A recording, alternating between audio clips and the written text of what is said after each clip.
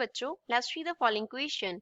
Calculate the specific heat at constant volume for hydrogen gas. Hydrogen gas के लिए constant volume पे हमें specific heat calculate करना है। गिवन क्या है? Cp is equals to 6.85 calorie per mole per kelvin.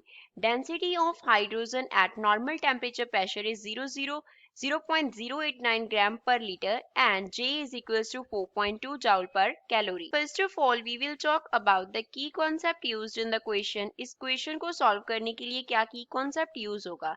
तो इसके लिए हम मेयर्स फॉर्मूला यूज करेंगे which is Cp minus Cv is equals to R upon J. अब यहाँ पे हर टर्म का मीनिंग देखते हैं। Cp जो है वो रिप्रेजेंट करता है specific heat at constant pressure को। Specific heat at constant pressure पे जो स्पेसिफिक हीट है। Cv क्या रिप्रेजेंट करता है? It is specific heat at constant volume. Specific heat at constant volume पे स्पेसिफिक हीट है।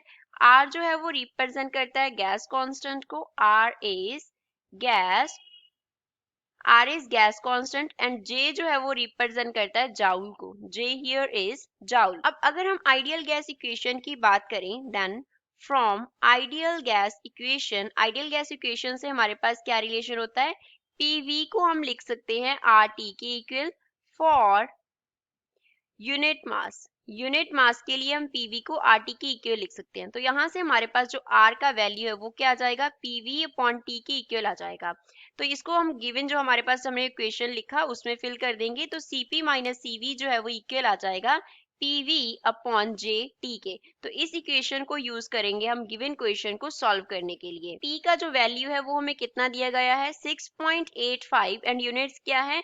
Calorie per mole per kelvin है। डेंसिटी जो है हाइड्रोजन की नॉर्मल टेम्परेचर प्रेशर पे वो कितनी दी है? 0.089 ग्राम पर लीटर। अब इसको सेंटीमीटर क्यूब में कन्वर्ट करने के लिए क्या करेंगे?